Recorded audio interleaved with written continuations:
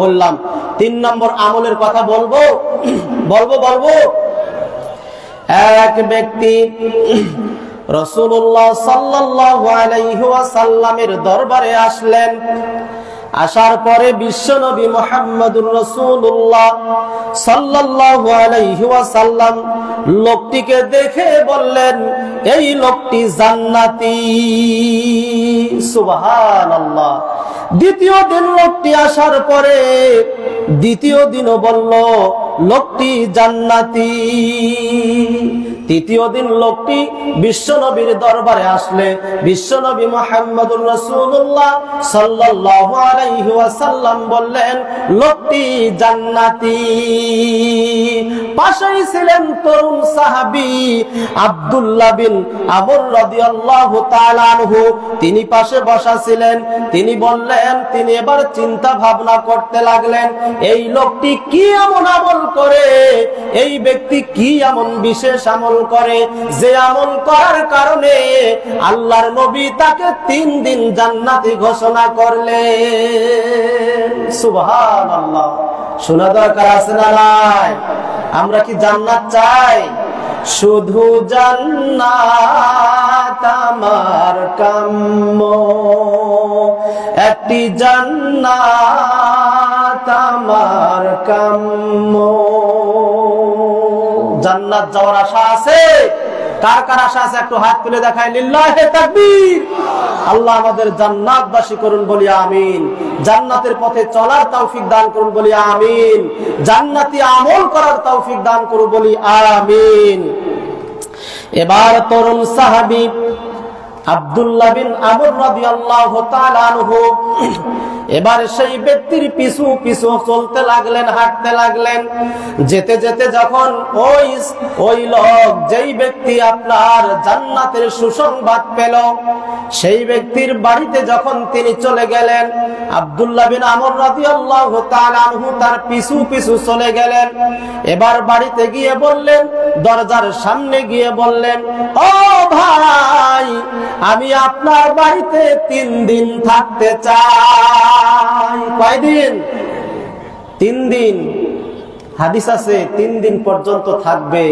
আপনি জিজ্ঞেস করতে পারবেন না কেন আসছেন, কোথা থেকে আসছেন। আর আপনার ছেলে যদি গ্রাম থেকে ঢাকা শহরে যায়, দিনাজপুর শহরে আসে, তখন আপনি কি বলেন? বাসায় নাই ঢুকতে হঠাৎ কি ব্যাপার, তুমি কেন আসলে? হ্যাঁ, তুমি কেন আসলে? তো তুমি আসবে তো ফোন দিবা না একটা? বলে কি বলে না? গ্রাম থেকে যদি কোনো ভাতিজারা আসে, কোনো ভাগিনা আসে, আপনার পাড়া প্রতিবেশী কেউ যদি আসে আপনার বাসায়, তাহলে আপনি হঠাৎ জিজ্ঞেস করেন বাসার ঢোকার আগেই যে কেন আসলে, কোথা থেকে আসলে, কি দরকারে আসলে, এমন কথা বলে। কিন্তু আসলে এমন কথা বলা যাবে না। কয়দিন? 3 দিন এমন কথা বলা যাবে না। 3 দিন পর্যন্ত তাকে থাকতে দিতে হবে।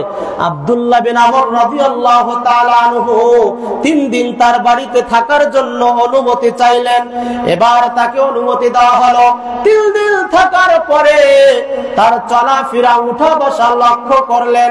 এবার লক্ষ্য করার পরে তাকে বললেন, ভাই, আপনার এমন কোন আমল আমি দেখলাম না, এমন বিশেষ কোন আমল দেখলাম না যেই আমল করার কারণে বিশ্বনবী মুহাম্মদ রাসূলুল্লাহ সাল্লাল্লাহু আলাইহি ওয়াসাল্লাম আপনাকে জান্নাতি বলে ঘোষণা করেছেন।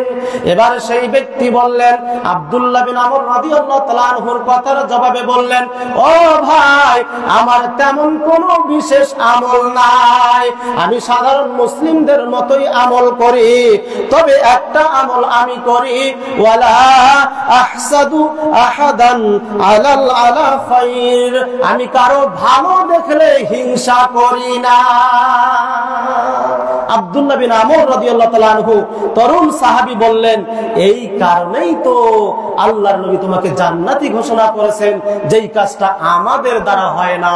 কেননা আমরা একই মায়ের পেটের 5 সন্তান, এক ভাই আরেক ভাইয়ের ভালো দেখতে পারি না, এক হুজুর আরেক হুজুরের ভালো দেখতে পারি না।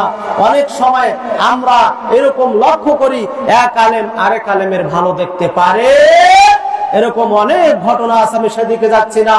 সেই ব্যক্তি কারো ভালো দেখলে হিংসা করত না, এই জন্য এই আমল করার কারণে বিশ্বনবী মুহাম্মদুর রাসূলুল্লাহ সাল্লাল্লাহু আলাইহি ওয়াসাল্লাম সেই ব্যক্তিকে জান্নাতি ঘোষণা করেছেন। বলেন সুবহানাল্লাহ। আমরা কি কারো ভালো দেখলে হিংসা করব? করব না। সম্মানিত উপস্থিতি,